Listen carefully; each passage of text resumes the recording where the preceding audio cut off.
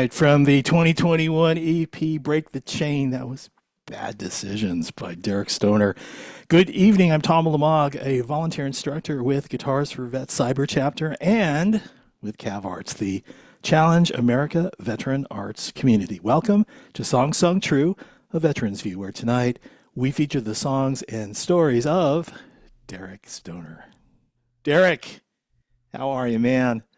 Hey Tom, it's great to be here. I'm doing great. How are you?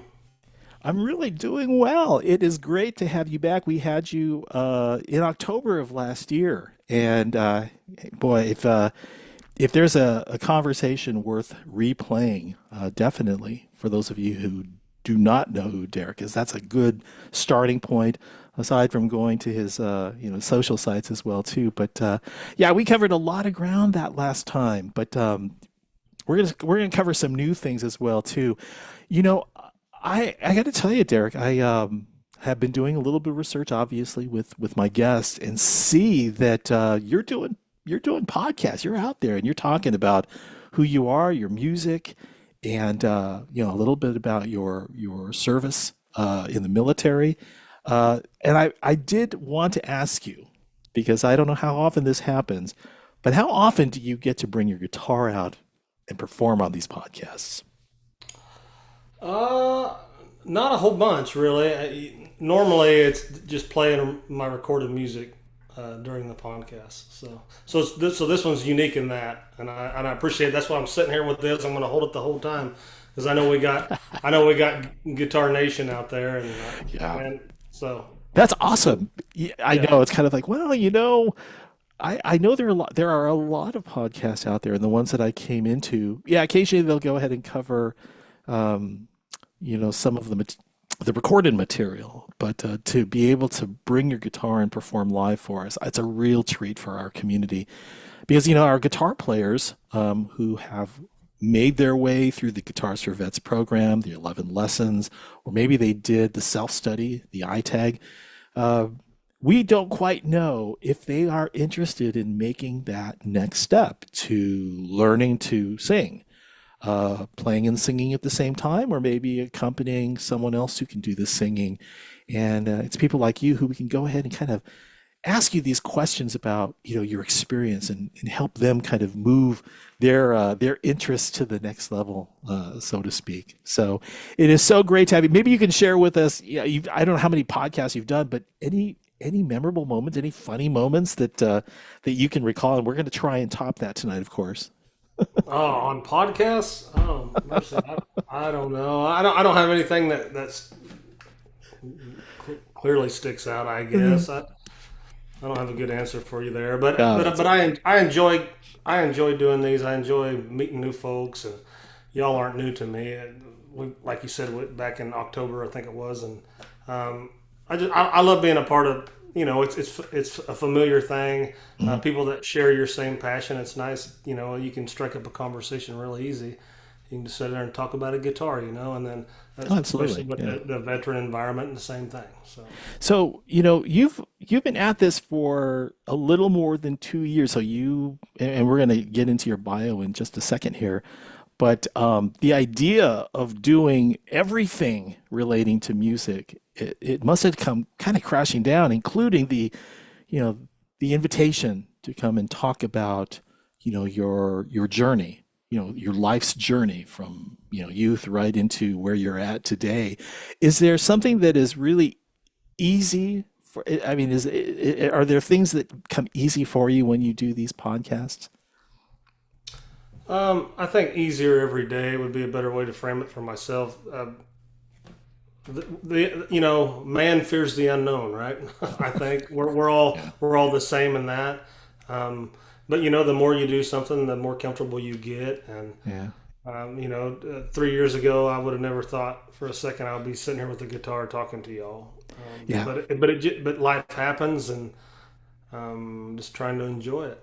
Yeah, and what's intriguing to me about your career, like I said, you retired from the Army January 2022, and the amount of experience that you have amassed in that arguably short time um, is really the interest.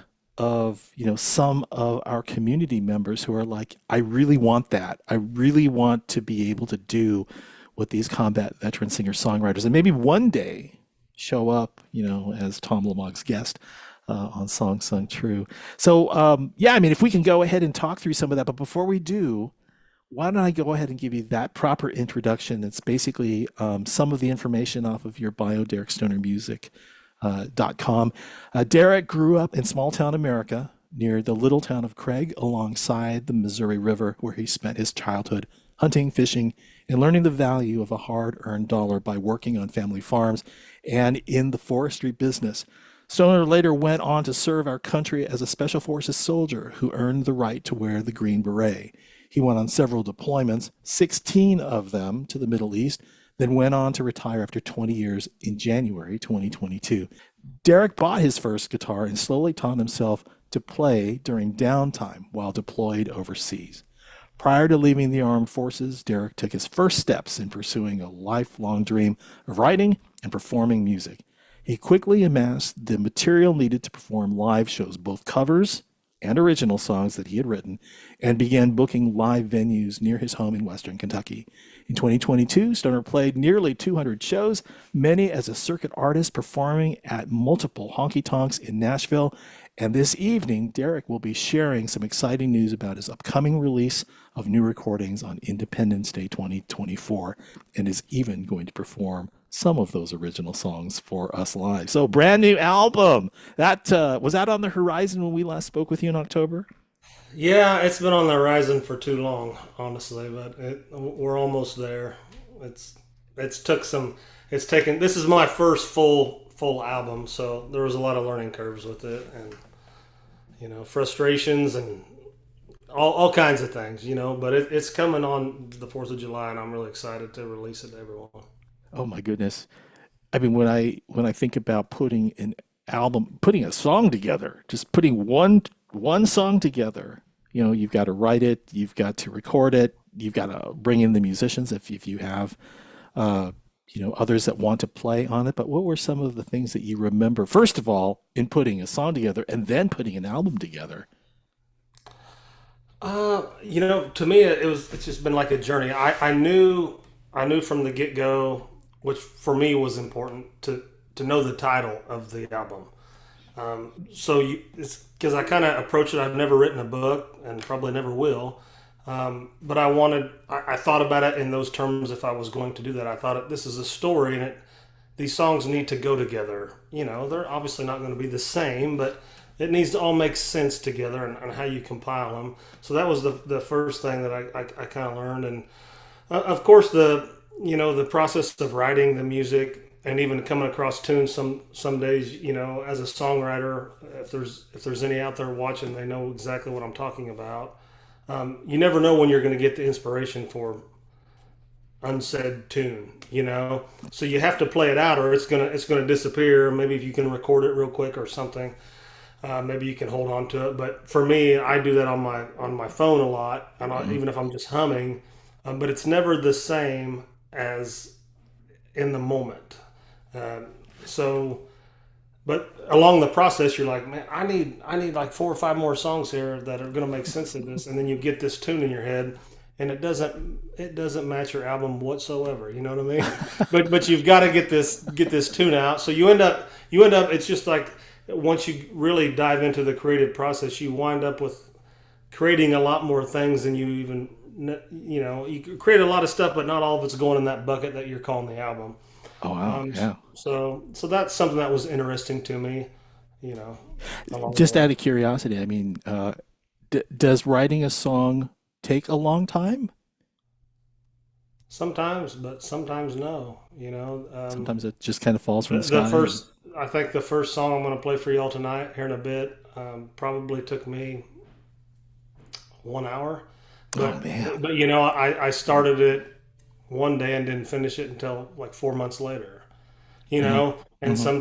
sometimes I'll sit there and like I'm beating my head up against the wall trying to finish something. So it just I don't think there's a real common theme for me anyways when I'm writing a song. So, which is easier for you to approach songwriting with? The words or the melodies, chord structure, and the musical piece, I guess. That question always gets me because every song's different for me. Yeah, Um, yeah. Something that when I first started doing it, I always did the melody first, and then started putting words to it. That's the only way it made sense to me. I didn't have any experience in it, Hmm. but since then, a lot of times I will wake up with the words in my brain, and then I got to go get the guitar. I'm like, where's the melody here? So I really can't tell you. It's just it's It always happens at like, always seems to be something different with me. does it happen at the weirdest times, like 3 in the morning? It's like you're waking from a deep sleep. It's like, I got to write this down. A lot of times it does, yeah, or just random. I get a lot of my ideas from just talking with people, and my wife is like number one on the list, which Mhm. not that crazy because I probably talk to her more than I talk to anybody on planet Earth, Nothing so wrong with it kind of that. makes sense. Yeah, yeah. But I get a lot of ideas from just listening. Listening to folks talk, and if somebody says something, I'm like, what? Man, I Yeah. don't know if I've even ever heard that before. That's a good perspective, or whatever, and try to make something out of it. Absolutely. Oh gosh, my wife and I do that all the time as well too. She's a great writer. And to me it's kind of like, wow, I want to use some of that in some of my songs that I write. But no, Yeah. that's a great resource. You've got it made now. Now, in terms of the music itself, do you find it's easy to create the song, the chord structure, the melody, or is this something that you really need to kind of sit down and figure out? Well, it's not too tough, and that's for one reason. This guy, The you capo. know, Oh, yeah. Mr. Um, Capo. if Uh-huh. it wasn't for that dude over there, I don't know if I'd ever have written a song. Because I can figure. There you go. Yeah, man. But it's the truth. I'm not a great guitarist. I don't know all the chords or anything. Not even close. I wish I did, but I don't. Oh So gosh. when it That's comes yeah. to writing songs, once you introduce for me, once I introduce my vocals into it, Mhm. instantly like okay, that ain't working. That dog's not going to hunt. And then with a capo, you can just like okay, there it is. It's the way You to know, go. Yeah. yeah. So that's kind of how I do it. Yeah, and it's funny. A lot of the other songwriters that I've spoken to take advantage of that. And for our community itself, if you're interested in using that capo and you know your open chords, if you know the caged chords and E minor, A minor, these are going to be really, they're going to come in handy if you decide you want to pursue songwriting. So Derek has kind of talked through, something that is very popular. All right. Well, let's see here. I know we've got a bunch of other things to get to with music, but I'm going to start with the burning question. All right. The burning question. So, Okay. yeah, this kid, son of a Marine Corps drill sergeant from the Korean War, didn't hear a whole lot of stories growing up. What does he know about the Army? What does he know about Special Forces? What does he know about a Green Beret other than the movie and the song itself? It was very little. Yeah, it was very little. Do you need to get that?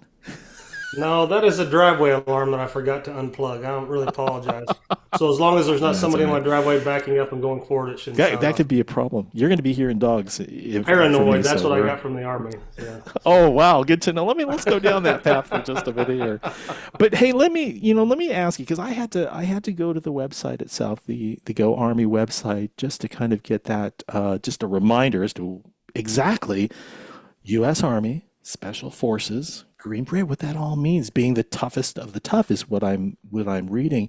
I was hoping that maybe, for selfish reasons, maybe you can talk through some of the training and the testing that you did to become a Green Beret. I'm going to start. I'm going to go down the categories that's on the Go Army website, so maybe you can speak to them. First of all, physical and mental stamina. All right. So that, obviously the toughest of the tough. Oh yeah, that makes sense. What does that mean to you, the physical and mental stamina, the training that you had to go through to become a Green Beret?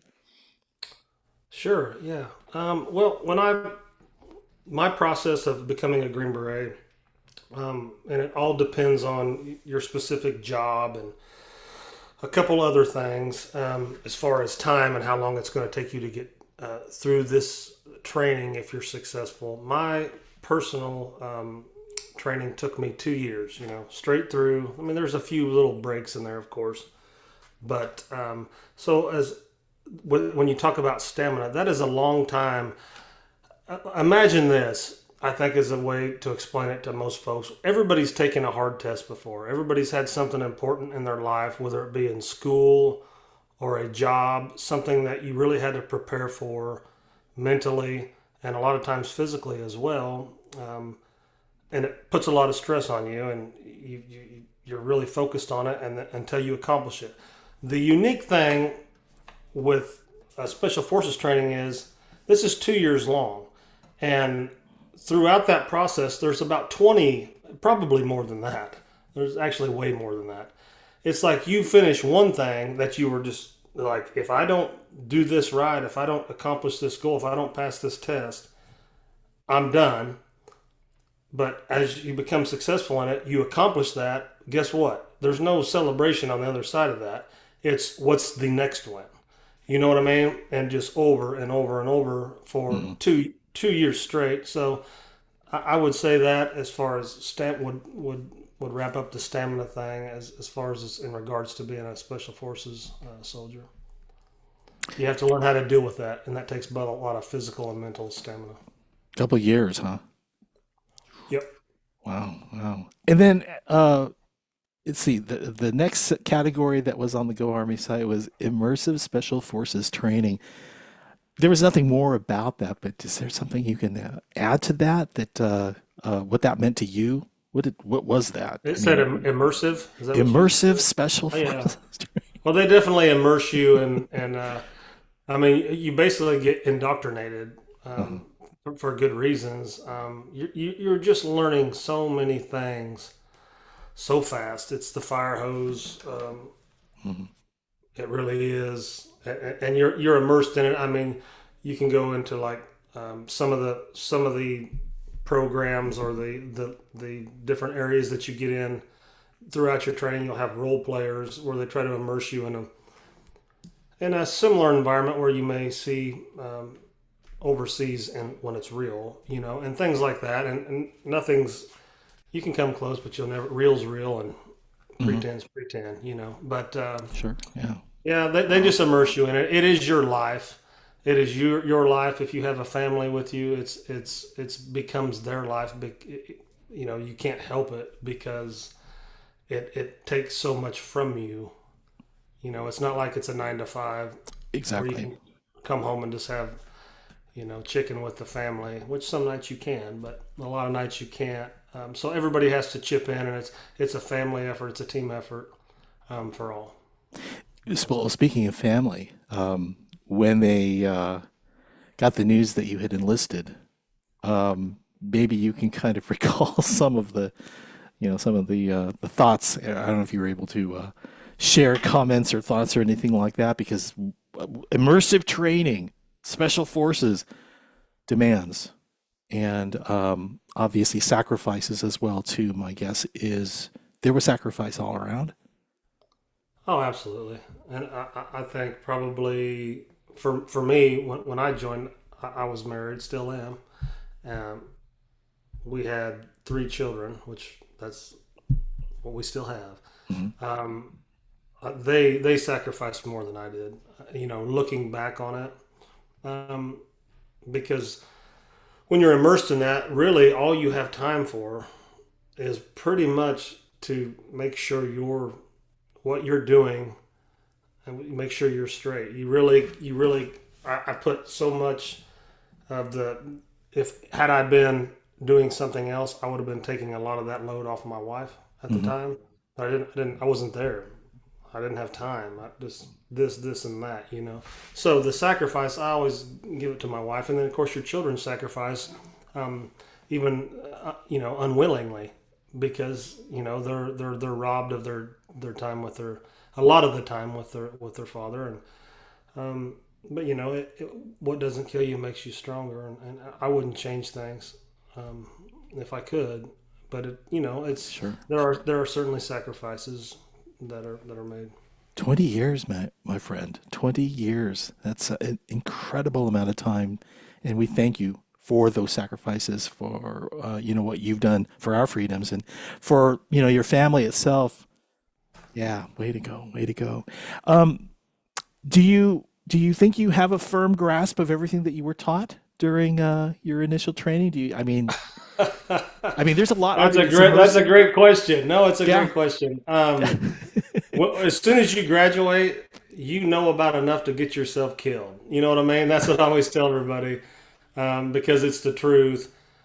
It's not until I've told people until I got to my last 2 years of service when I was put in a leadership role, and you're kind of in charge of everything that you've been doing your whole career on a tactical level.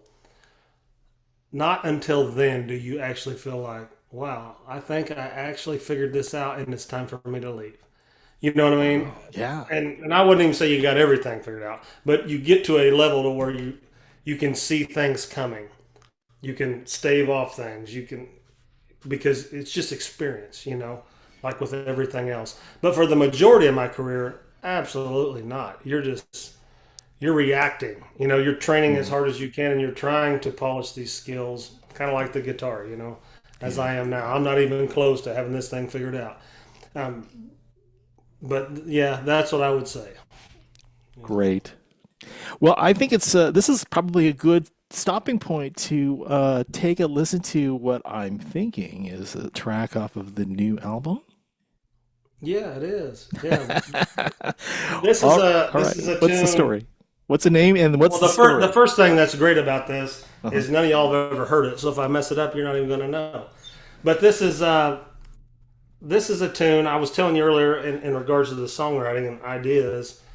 I was running around the house one night and I was being ornery, and my wife was in here, and I was just being ornery to her. I was just being playful. But anyways, I was drinking a Coors Light like I am right now, and she looked at me, and I'd made some gesture. I'll spare you, all clean and fun. But she looked at me dead in the eye, and she said, "I know you're not going to waste a beer on me." And right when she said that, I was like, "Son of a gun, woman, you just wrote a country song."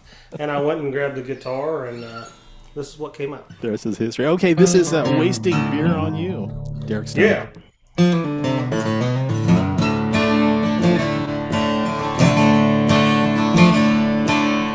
I've been known to leave the lights on all day. I may lose track of time and stay out a little bit too late. I've been caught on the kitchen floor in my muddy boots, but you ain't ever gonna catch me wasting beer on you. Just last week I went and blew and walked the laundry. I fell asleep right in the middle of the cocktail party. Now there's a whole lot of things that you might see me do, but you ain't ever gonna catch me wasting beer on you. We get around town doing all the girly things you like. I'll hold your hand, be your man, and a shoulder where you can cry. When my down home syndrome country shines on through, you know you ain't ever gonna catch me wasting beer on you. Well, I messed up big when I went and forgot your birthday. Now, honey, I'm sorry, but you know I can't always be perfect. So you can holler and yell and scold me till your face turns blue, but you ain't ever gonna catch me wasting beer on you. We get around town doing all the girly things you like. I'll hold your hand, be your man, and a shoulder where you can cry. When my down home syndrome country shines on through, you know you ain't ever gonna catch me wasting beer on you. Here we go.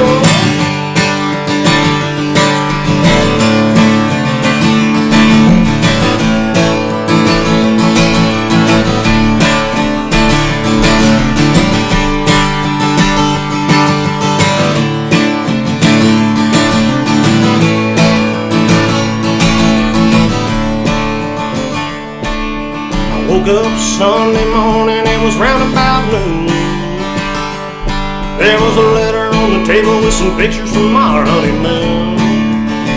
She said, I took the doggy, don't you call me, and I'm taking the rest of the booze. 'Cause you ain't ever gonna catch me wasting beer on you. She said, go to jail or straight to hell, honey, I don't care. You can run around the house all day long in your underwear. Never gonna fall for another y'all fella with an attitude. And you ain't ever gonna catch me wasting beer on you. She said, I ain't ever wasting beer on you. Can y'all believe she told me that? Yeah. Well, you know what? Soulmates, songwriting partners potentially. That is an Yeah. awesome tune, my friend. Wasting beer on you. Um, I don't know. I mean, I'm seeing a music video with that one. My hopes is it's kind of like a cool line dancing thing. I believe I'm not a line dancer myself, but line dancing is pretty big right now in the country world, anyhow. Oh, well, So I have a feeling you're going to make that happen for sure. What is your wife's name again? Heather, Heather. So I remember our conversation about the role that Heather played with you getting into music. I mean, there's a lot of inspiration and a lot of encouragement from her, but maybe you can talk a little bit about when you first started and what she thought about you getting into music. yeah, initially, and I mean it continues to this day. She's pushing me, she's behind me, pushing me along, and because for me, there's a lot of insecurities and going out and doing something new, and especially I think with being a performer, you know what I mean. Um, I have this fear of like everybody's mom is going to tell them that they sound good, or like you're doing great, but is mom just being nice to you, or is this a bunch of bull? You know what I mean? So Sure. Yeah. I'm always fighting that, and God bless moms. I'm not hating on moms. I love Sure. Mm. mothers. Where would we be without them? But she's always back there reassuring me. And oh my, let me unplug this real quick. I'm waiting for my dog. Now's a good time to bark, but they're asleep. Sleep There on we the go. couch. Sorry about that. No problem, man. But yeah, I just can't give her enough credit. And with the songwriting stuff, she's actually a co-writer with me on, I believe, 3 other tracks that I've released as singles. Just hanging out with me, and I'll be about to wrap a song up, and she comes off with a line that's way better than what I had. So she's on it. That's awesome. Now, Yeah. did am I remembering this correctly? But is she the one who kind of pushed you to the spotlight, to the forefront of doing an open mic? She is, and even more, I think importantly than that, she's the one that made me go to Nashville a couple years ago and try out, in the middle of a honky tonk with everybody there and all that stuff, and once that happened, that led to the whole bunch of shows and really me learning how to perform. Not that I have that figured out right now, but compared to what I was then, it's been a lot of learning. And without her, it wouldn't have happened because I wouldn't have been there. But she made me do it. She signed me up for it. And she didn't even ask me. She just, hey, we're going to Nashville and this is what you're doing. Get your guitar. I'm like, okay. You know. I get the sense that you're very proud of your family, and you had posted something recently that caught my attention about uh, you had just come back from your tour, and property damage occurred while you were away, and one of your family members stepped up, and I think that I'd love for you to share that story. Talk a little bit about the importance of your relationship with your family, and anything else you want to share about them, because I got something that I want to share with everyone after that. Okay, yeah, of course. I love talking about my family. You're right. I love them to death. Yeah. Our families are our families, but for the specific instance that happened the other day, we had been gone in Florida, South Carolina, the Southeast for a week and a half. playing shows. And during that time, we've got some real honored weather here in Kentucky, and we live on a farm out here, and we have a long gravel driveway. The house is at the kind of the top of a hill, so it all drains downward. Anyways, we got an extreme amount, like hurricane type rainfall, and it took our gravel driveway and turned it into like the Mississippi River's little brother, And I didn't know anything about this. Um, and my oldest son, who lives about an hour away, took it upon himself to come over here, get on the tractor, and it's hard to appreciate the damage without being able to see it. But it was really bad, and he took it upon himself to come over here. He spent his whole day fixing it all up. By the time we got home, I couldn't even tell that there was any damage because there wasn't. He had undone it. I But can I only just thought that's imagine. cool. It's a proud dad moment. That's why I put it on there. I really appreciate my children, and I know other people do as well. But I just sometimes it's nice to share that, share that stuff, and Yeah, yeah, yeah, really. that's the story.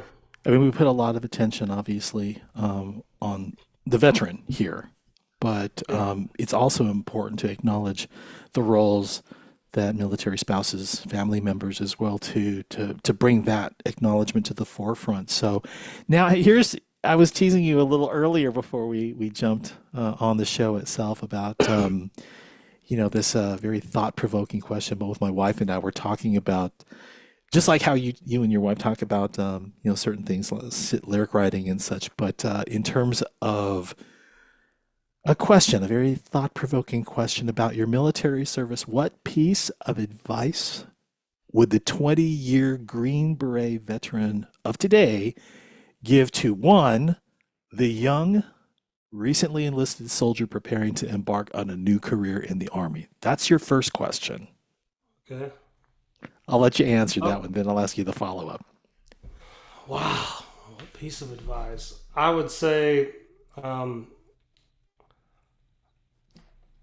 I would say, put on your big boy boots or your big girl boots and embrace the opportunities that are being laid in front of you freely, because of the enlistment that you made. Um, Open your ears and shut your mouth because there's wisdom that's being spewed around you constantly that you're not going to have the wisdom to understand right now, but grab on every little piece of it that you possibly can. That's what I would say. Excellent. All right, now here's the second part of that thought-provoking question. Your son is about 20, right? My oldest son is 24. My youngest son is 21. Yeah. Okay.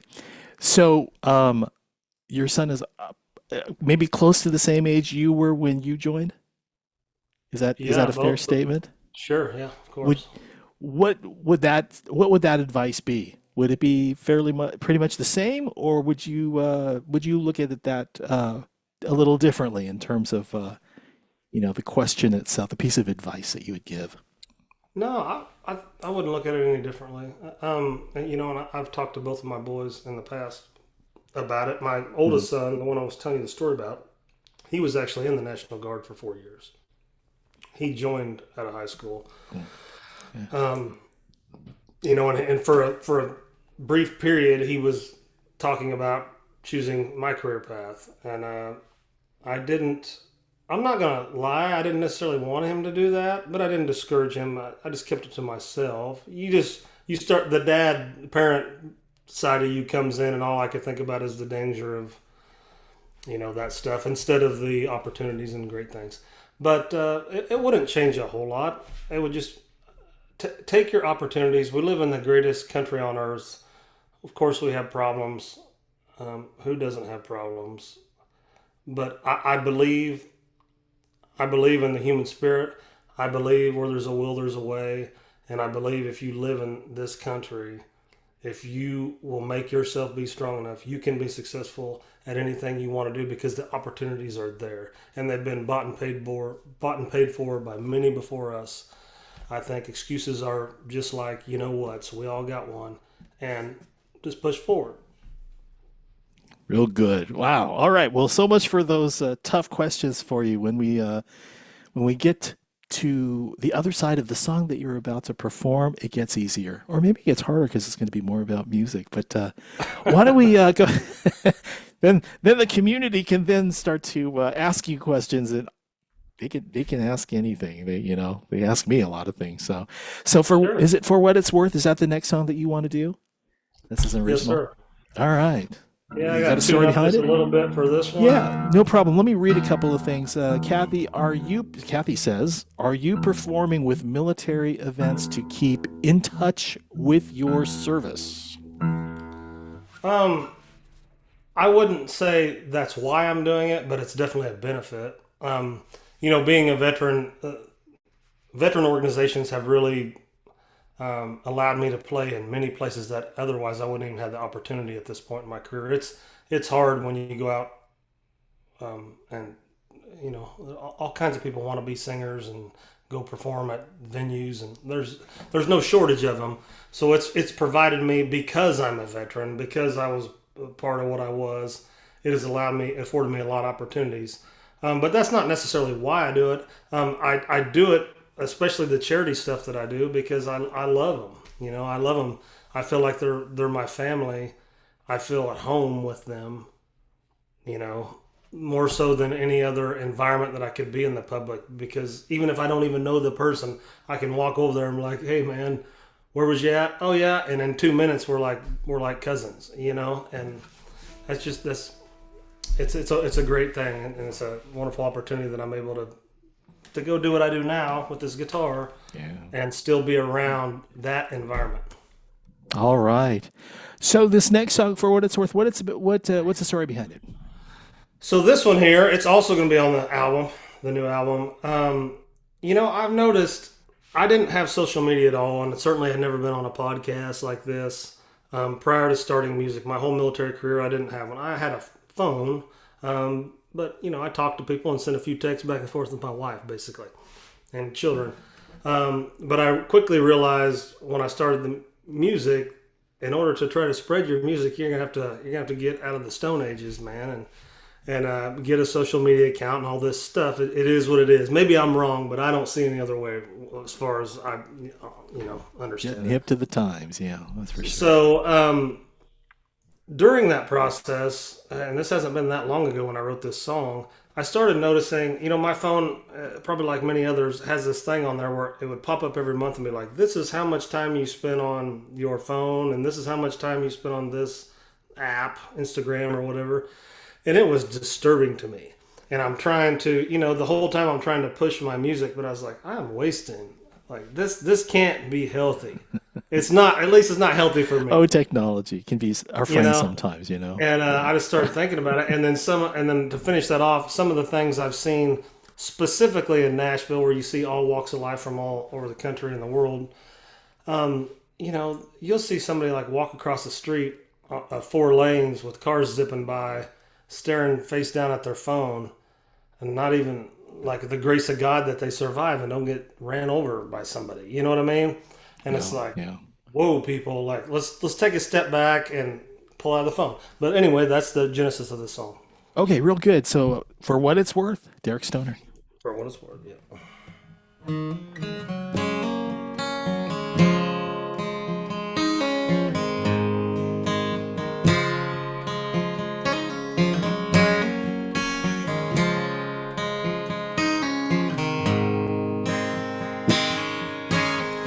They said he never met a stranger. He could speak to anyone. He would talk about the weather, the father or the son. In all the years I knew him, when he turned to walk away, they'd ask him how he knew them, and this is what he'd say. Where you going, where you been, your favorite team or your best friend. The story on your sleeve speaks louder than words. He'd say it's easy enough for me, put down your There's a world outside that screen, and for what it's worth, I read it on your shirt.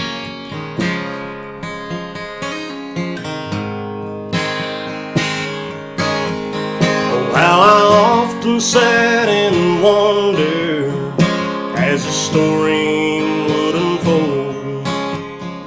He could bring a crowd together, both the young and the old. It never really seemed to matter. In the end, it'd stay the same. They'd ask him how he knew them, and this is what he'd say. Where you going, where you been, your favorite team or your best friend. The story on your sleeve speaks louder than words. He'd say it's easy enough for me. Put down your phone and you start to see there's a world outside that screen, and for what it's worth, I read it on your shirt.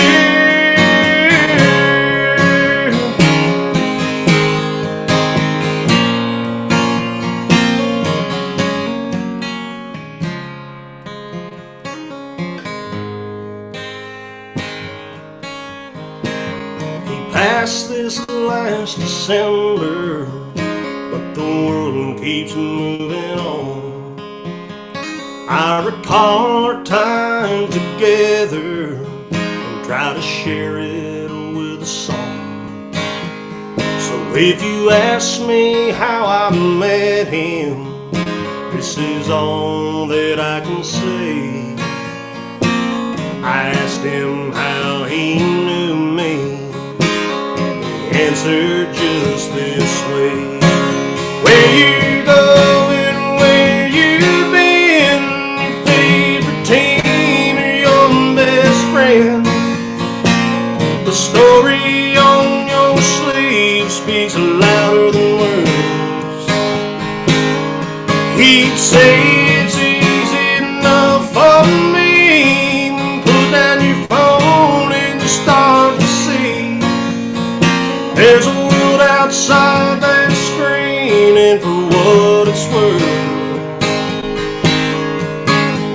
yeah, there's a world outside that screen, and for what it's worth, I read it on your shirt.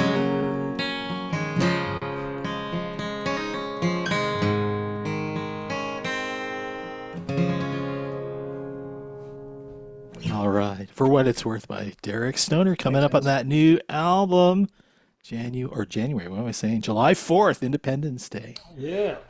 Fantastic, my friend. That sounds awesome. So let me ask you question number one with regards to music, and that is, what do you enjoy most about being a singer-songwriter? I think this, meeting new folks. Yeah. Above everything else, it'd be this. Communicate with people, meeting new people, new experiences. Because I've just met so many, and it helps you grow as a human. I think, being around other people. So Yeah, absolutely. And yeah, I mean, starting off, really with nothing. And if say for instance, you decide you want to take this path, it's like, where do I begin and who do I contact? And now I know that you have played Nashville quite a bit. You've gone in, you performed a couple hundred shows, even more so now because that was 2022. And we all have to start somewhere. Maybe you can talk a little bit about launching that journey. Like I told you, my dogs they're gonna kind of compete with your garage alarm. But no worries. what is it about the starting of that journey? What you found to be like you were kind of at a disadvantage if you weren't in Nashville or in some other music city like Austin or wherever. Can you talk a little bit about the challenges that you faced starting out in becoming a singer-songwriter and perhaps a performer and recording artist. Absolutely. Um, I think you hit the nail on the head. Geography plays in my opinion, geography plays a major role. From where I live, and sitting right now, I'm about an hour and a half from Nashville, and that's certainly better than 5 hours, but it's still an hour and a half. There's this saying that I learned really quick on talking to the business types in the music industry. And what they tell you is if you're serious about this and you want to make it, you better move here. That doesn't mean move up in Kentucky an hour and a half away. It means you need to move here. You need to be in the mix every night. You need to be at all these singer songwriter things. A massive commitment. But, folks from all over the world do that every year. And the turnover within, speaking with Nashville, Austin's probably much the same on a little bit smaller scale, LA, all this stuff. It's the same. If you're not there, um, you can't realize all the opportunities that you would be able to if you're not there. Of course, common sense. However, I refuse to move there because I'm the stage in my life that I'm in and where we live and what we built here. So you have to make concessions and sometimes you drive more than you would want. But for somebody that's maybe up in Wyoming or something out in the middle of nowhere, which I'm envious by the way if you are, um, I realize that can be a massive thing. But I think your asset nowadays is social media, what we were just talking about. And I can't give you the advice to get you squared away on that. But I mean, I think Oliver Anthony, if you guys have heard of him, is a pretty good example of this. He was sitting in the woods in the middle of West Virginia a few months ago, and now he's playing in Europe. You know what I mean? Because he made a recording on his phone and sent it to a radio station in West Virginia. Um, so it's not like you're out. More so than ever, you have a chance without having to live in one of these major music hubs, I believe. So Yeah, yeah. there's Personal always choice. hope. And I'll go back to my thing: where there's a will, there's a way. And Mhm. nothing we get or achieve that is a great thing if it comes easy. It's just not. It's Yeah, the stuff yeah. we have to really work for. You seem comfortable with it too. I mean, at least when we talk a little bit about it, you've done everything you can to get close to where you need to be, the compromises and the sacrifices. Oh, it's almost sounding like a song here. You can take that idea with you. All right. But they have to be made in order to really break into the industry. Let's talk a little bit about travel because you just marked off a couple of states on your tour map, I think. Yeah. Florida and I think South Carolina. Talk a little bit about um, you know, how you handle that, the traveling and being away from home, being away from your family, or maybe you take your family along. Can you give us some insight on that? Yeah. I'm able to handle it pretty well because I'm so used to being gone. My family's used to me being gone a lot. It hasn't been that long, and I was in the army, and now our kids are grown, so that's really not the case anymore. But for this last trip, my wife joins me when she's able, and she did on this last trip. So we kind of turned it into a mini vacation in a couple of the days. We didn't have anything scheduled, and we just try to have fun with it. And it's always great having her at my side. We went to some really cool venues in Florida, and we got to see our daughter who lives out at Hilton Head, South Carolina, and spend some time with her. That's how I handle it. For me, I'll give you my perspective, and this is really what it comes down to. I started music when I was 40 years old, right? So I didn't have this. I'll call it a pipe dream, and I hope nobody takes offense to that. But that's how I looked at it for myself. I'm like, I never had, really embraced a pipe dream. I'm like, yeah, America's looking for a over the hill, 40-year-old country singer to be the next best thing. I never entertained that, and I still don't. So I keep things in perspective differently. It's like I tell my wife all the time: if we're not having fun, I'm not going to do it because what are we doing? You know what I mean? This is Nice. this is supposed to be this is supposed to be enjoyable. And when you have that, and I've gotten myself into things before where I'm not having fun, and it's not worth going and playing because and the people that are watching you know that you're not having fun, and it's not worth it for them either. So I just try to keep it in that vein and see what opportunities arise, and they just keep coming. So that's the great thing about it. I think that one of the things that we try to impress upon the students is to have fun, is to make sure that don't turn this into work because this is supposed to be an enjoyable experience. Music is supposed to be that way until, of course, you hit the big time and you have to tour and you've got to promote an album and all that stuff. It becomes work, but until that time, enjoy the ride, enjoy what Yeah. music does for you. So, question about music theory. You're probably going to either just say no, next. Is it important to understand music theory from your perspective as a songwriter and entertainer, or is this something that you get by without? Both. Yes to both. Yes to Um, both, yeah. I do get by without it. And for people that like how I perform and sing, I'd say I get by without it. For people that are like, man, I wish he was a lot better, I don't get by without it. You know what I mean?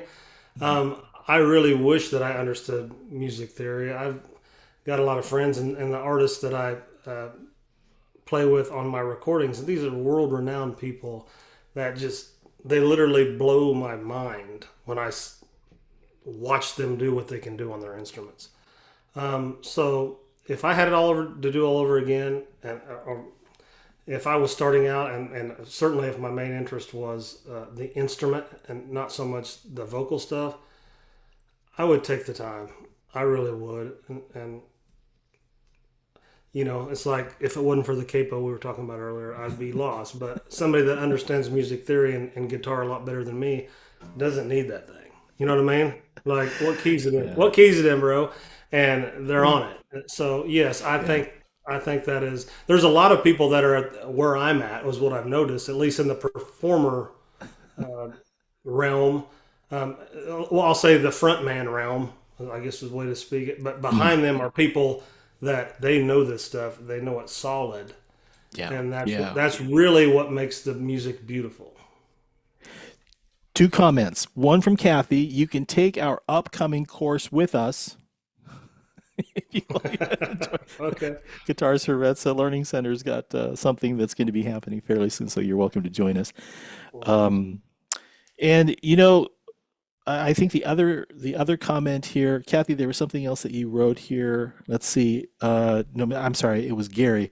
Chevelle Shepherd is another story, winning season 17 of The Voice from my hometown of Farmington, New Mexico. Joel, do you get good bourbon offered to you while you play? Yeah. I'm just reading the comments here. This is what, yeah, Too much. this is going to be the tough part of the interview here. Um, Well, and it's actually usually not good bourbon. It's the cheap stuff. Yeah. okay, but tomorrow it's another day, right? So Yeah. Lanny says, "Good question. I bought a music theory university textbook for that reason too. So with music theory itself, uh, you know, um, I'm finding that some of my students are saying." I would really like to learn that, but more importantly, I just want to get the techniques down. I want to learn how to strum. I want to know my open chords. That really takes precedence over, all right, let's talk about major, minor, diminished, this, that, and the other. So, Sure. yeah, thanks for that perspective. Um, Before we get to the next, we have one more song, don't we? We have one more song here, and then if you could trade places with any musician in the world today, who would it be and why? Oh, mercy.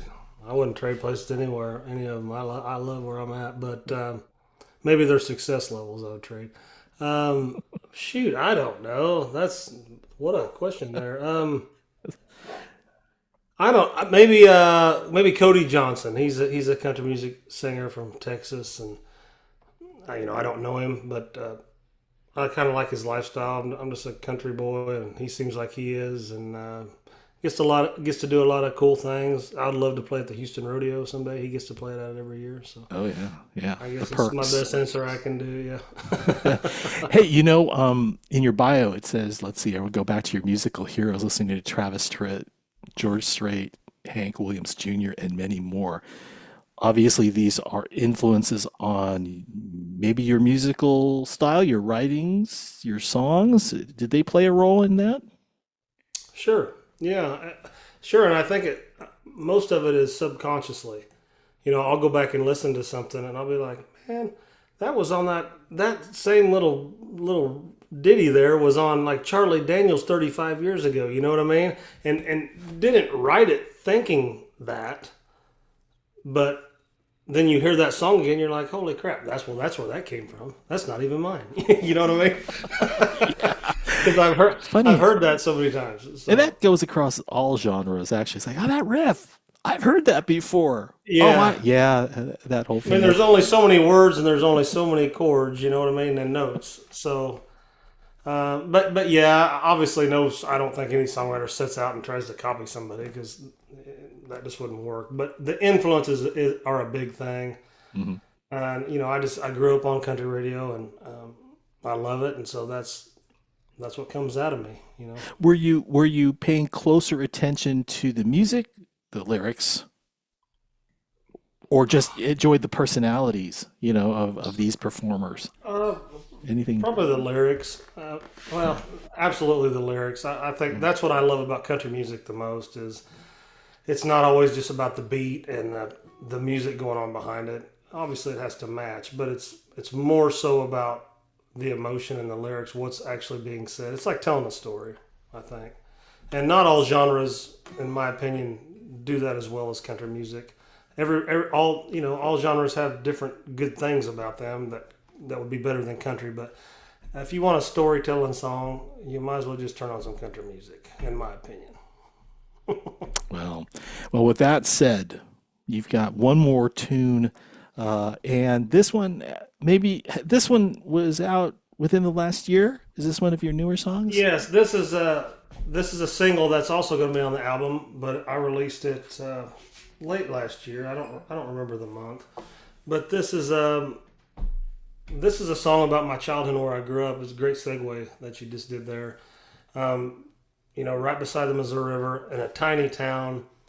I had 9 people in my graduating class from high school, and I'm counting me. There wasn't a whole lot to do there, but farm and go fishing, go hunting, and maybe get on some back roads and get in some trouble. That's kind of what it was. So I wrote a song about it, and this one's called "A River Runs Through It." All right, Derek Stoner, everyone.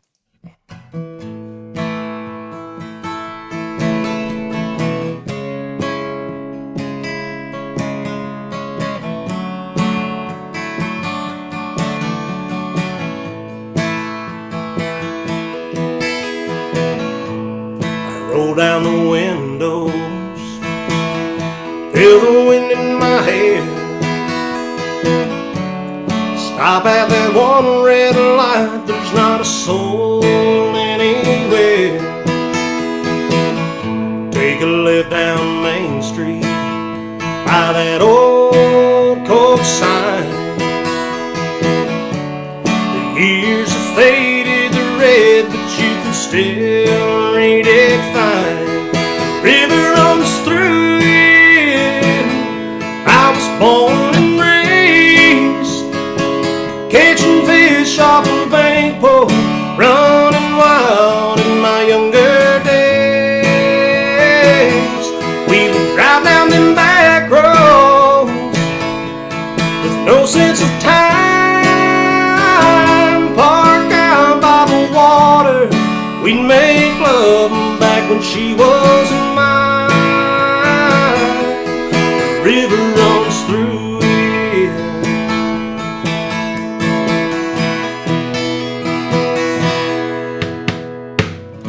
I remember the church bells ringing out on a Sunday morning. The smell of grandma's fried chicken, fresh cobbler in the oven. Hauling hay in the summer for a few cents on the dime. Back then it didn't take too much to buy some Boone's Farm strawberry wine. Look Looking back on those nights, I can still see the water in the full moonlight. When I close my eyes, the river runs through it.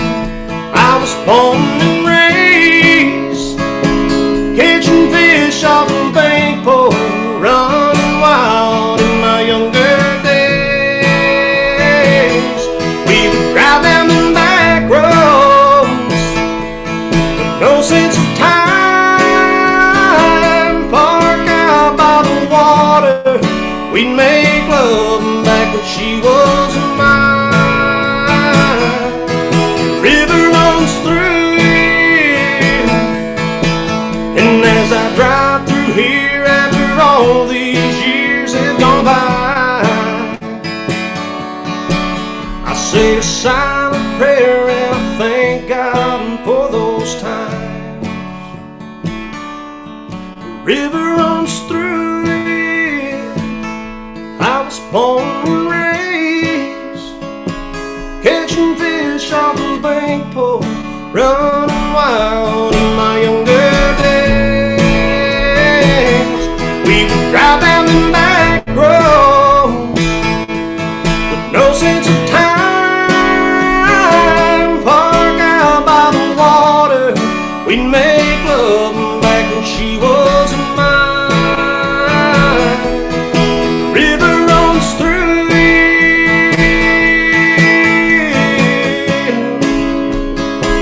Sha-na-na-na-na-na, sha-na-na-na, oh.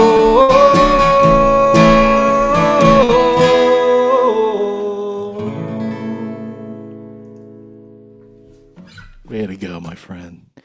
River runs through it. Derek Stoner, everyone. And the crowd went wild. Well, fantastic. Hey, listen, thanks for sharing all your music with us this evening in that new EP, Veritas? Did, Yes, did, sir. is that right? It's yeah, you did. Oh, It's Latin for truth, all right. Good. All right. and I Veritas. don't speak Latin, but in the military, Do you need to? Latin Yeah. is in a lot of insignia and stuff like that. Veritas being one of the names, and I wanted it named Truth to give you a short story, but that's so overdone. So I was like, man, I can't name it Truth. And then I Oh, thought, oh, man. Veritas. So Man, oh man. Well, we'll be looking for it. My guess is all the streaming platforms, yes, sir. Yeah, it'll be on all of it. derekstonermusic.com. All right. So yeah, we know where to go ahead and find that. And you have another EP as well too, right? And some singles. You've got that posted on your website. So yeah, please stop by his site and definitely check it out and support Derek Stoner. So you're also doing some noteworthy work with veteran nonprofits. And the one that I have seen on your site come up recently is with the Green Beret Foundation. Can you talk a little bit about your partnership with them? Sure. Yeah. Obviously, as you know, being a Green Beret, they reached out to me probably 3 years ago when I was first getting started in music, and it was their initial. They had this idea, and they called it Rock the Green Beret, and they wanted to bring something to Nashville in a venue and bring singers, performers in, and kind of a fundraising event for the Green Beret Foundation. What they do so much, but they take care of special forces soldiers and their families who are in need, for a wide variety of different reasons. So I jumped right on board with that. And since then, I've been back every year to Rock the Green Beret that takes place on Veterans Day weekend down in Nashville. The location changes sometimes, but in the last couple of years, it's been at Kid Rock's big ass honky tonk downtown. Great big Cool. venue. Yeah. But I just got back. One of the shows that I played in Florida actually was for that foundation down in Tampa, Florida. But they're movers and shakers. They're doing all kinds of stuff, bringing awareness to the public and donors that have the means to really make a large impact on special forces soldiers and their families who are in need. Because it does happen, especially when you look at combat, a whole another side of it, but just husbands being gone and families having to do things. Disasters happen. People's houses can burn down if the dad's not home, just like it can if he's deployed into Afghanistan. All sorts of stuff. So they do some great things. Yeah, and that's the work I do with them. I'm just performing, and I'm very happy to do it. I get to hang out with my old, a lot of folks that I knew, and get to meet a lot of newer ones, and then I still get to be a small part of the team by playing a guitar now. So I really appreciate it. That's really awesome. I mean, I think I saw, you were actually on a stage and you were pretty dressed up for the occasion, and it was it was a big deal, right? Yeah, Or was that they another made me event? dress up, and you know me, Yeah. Tom. That takes some doing now. You I know. mean, wow, I'm thinking, is that Derek?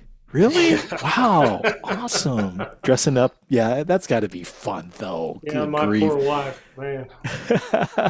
You're also going to be performing at an upcoming event in Rolla, Missouri. The Hero Stock, Missouri Yeah. event is coming up as well, too.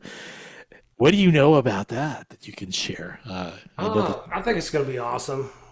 Yeah, We yeah, got JB Brown Band, Shannon Book. I think he's going to have his band there. Barbara Sims is yeah, going to be there, and then obviously I'll be there. yeah. Jason Steiner is the guy heading this up, and I was planning to show up in Nebraska not too terribly long ago, and Jason came up because he lives in Lincoln, Nebraska, and we got to hang out for a little bit. Super cool dude. He's a veteran, obviously, and he's just out. The exciting thing with the Hero Stock, I think, organization is how quickly they're growing. It seems like, and they're putting the effort in, and they're doing what they need to do. Yeah. Veteran I'm live real excited music to go. and Missouri's my home state, obviously, and yeah. it's actually only about 3.5 hours from where I'm sitting right now, so I don't have to get on an airplane or anything. Well, that's Just cool. drive Yeah, over. Yeah, June 29th. And yeah, yeah, there's a real focus on uh, singer, songwriter, musicians, performers, who have served, not only veterans, but also first responders, is the highlight. And that's just one of three shows. But yeah, that sounds really exciting. So let me see here. Kathy is asking, are you coming to Ohio anytime soon? I don't believe I have Ohio on my schedule this summer, but send a shout out, Kathy. You can go to my website, DerekStonerMusic.com. I have an email on there under the contact, and I'm always looking for opportunities. Okay. Lana's question, and I don't know if this is for you, Derek, or if it's for me. Any more arts and health events planned in the future? How can we help support the music? If you can answer that one, Derek. Wow, yeah. So obviously the stuff Tom and I just talked about, there is all kinds of things. Like if you're talking music specific, the best thing you can do for folks like me or any singer songwriter is listen to our music. Really, on whatever platform that you choose, because it's on everything, and those streams, and it just matters. It costs a lot of money to make good music. Unfortunately, it just does.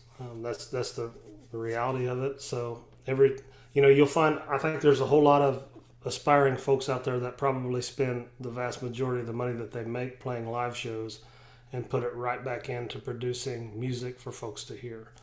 Um, so That's how it all that works. all that. Well, I'm not speaking for everybody, but it, It seems, yeah, yeah, popular. Yeah, a popular. it's a thing. You really have to invest in yourself, and that's not with just music. But so all the support helps, and just listening, and the funny thing about music, I don't know if y'all are like me, but if I can hear a new song on the radio, even if it's from one of my favorite singers, and 9 times out of 10, the first time I hear their new song, I don't even like it. But when country radio continues to play it over and over and over, the next thing I know, I'm loving this song. Mhm. So and that's just how it works for me. And it's the same way for me or anybody else. If you only listen to one of my songs one time, maybe you'll like it if you listen to it 5 times. I don't know. It'll I'm grow guilty on of you. that. You Yeah, know. yeah. Digging this hole is still one of my favorites. It just rocks. I think we opened last year's show with I'm sorry, digging this whole the EP itself is really wonderful. You know, I have to tell you that the just everything about the music that you did last year was like, I want to talk to this guy. I want to interview this guy. And then when you got this new EP that's coming out, it's like, I'm there, I'm ready. And then listening tonight, everyone got a treat. You know, who else can say that they got to listen to some of your new music? So we are so appreciative Thank of you. this. One last question, and that is for our aspiring guitar players. Are there words of wisdom that you'd like to share with them as they continue their guitar journey? Yeah, keep cranking on it. Keep your fingers blistered up. Whether you're down in the music theory or if you just want to be able to play some tunes and do some open chords, if you would just stick with it, I swear to you, um, before you know it, time flies. We all know that you're going to be playing some tune and it's going to bring a smile to your face, your family's face, and you're going to enjoy it. And then what the hell else is any of this about in the end? You know what I mean? So just keep doing it. Just keep doing it. Okay, now I'm going to read something for Guitars for Vets, and I want you to take this 60 seconds to think if you want to play a cover song for us, one of your favorites, okay? So give it some thought. Guitars for Vets is a 501c3 nonprofit organization. Our cyber chapter allows veterans to enroll in the G4V program free of charge and complete private lessons online. These lessons are individualized and designed to help veterans learn guitar at their own pace. Upon completing our 11 lesson program, veterans receive a new acoustic guitar and the accessories needed to continue playing. Registration for Guitars for Vets Cyber Chapter opens on the first day of every month and remains open until full capacity has been reached. For more details and also support our mission through donations, go to our website, www.guitarsforvets.org, and help us put music in the hands of our heroes. What say you, my friend? Let's do it. All right, Let's what are you do going to it. play for us? You know, a song that I really love playing, and this is going to sound so funny from y'all, especially maybe you, Tom, especially. I don't know where the rest of the folks are at, but you're in California, right? Yep, Is that yep. correct? So I know I know who you knew who Chris Cornell was, Yeah. right? Okay. And like me, redneck me, you're like, what is he talking about, Chris Cornell? I love Chris Cornell, and The truth comes out. I play a tune of his. It's called "Like a Stone," the name of the song. Almost every live show that I do, All and right. nobody ever throws anything at me, so I'm going to take This that is as a good good. thing. Good that we're And virtual it, too. yeah, All right. so the acoustic version, obviously, I'd like to do that one for All right, y'all. my friend, go for it.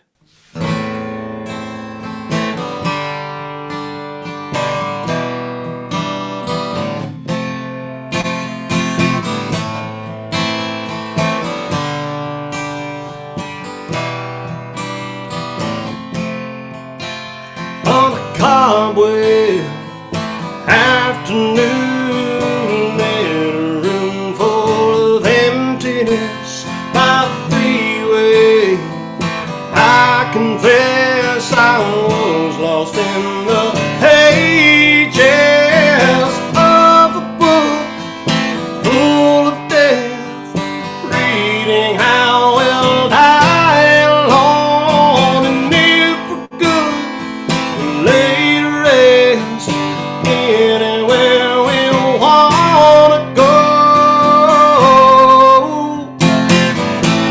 In your house, I want to be, room by room, patiently. I'll wait for you there, like a storm. I'll wait for you there, alone.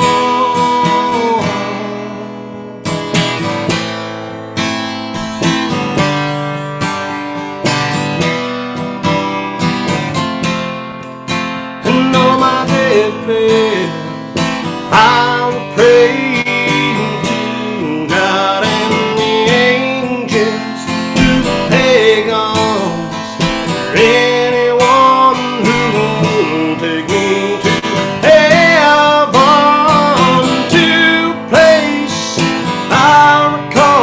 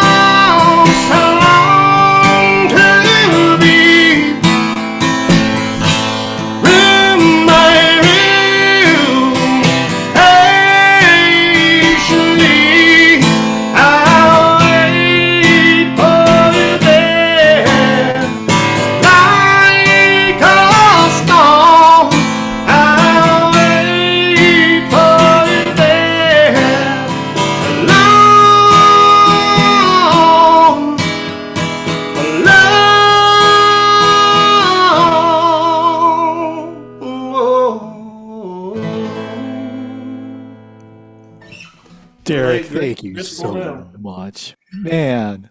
So don't think that you can limit yourself to country.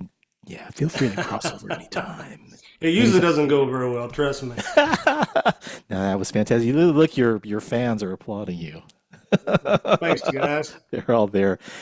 Well, listen, I think we ought to probably bring things to a close since we're coming up on the top of the hour here. Do you have a few minutes to stick around and maybe talk to some of our veteran songwriter or singer Absolutely. songwriter in training? That would be awesome. So, if you're on the broadcast right now, stick around. Thank you all for watching Song Sung True, a Veterans View. We hope you enjoyed the conversation with Derek Stoner. Next Tuesday, May 21st, we'll be joined by U.S. Army veteran, Nashville singer-songwriter, G4V ambassador, and so much more. Our good friend Scotty Hastings. It's his second appearance here on our program, and he'll be here to tell us all about the things that's been happening to him since we spoke in March of 2023, including signing a record deal. It's pretty awesome. And his new EP as well, too. So for Guitars for Vets and Cav Arts, the Challenge America Veteran Arts Community, I'm Tom Lamog. Thanks again for watching, and we'll see you next time. Good night.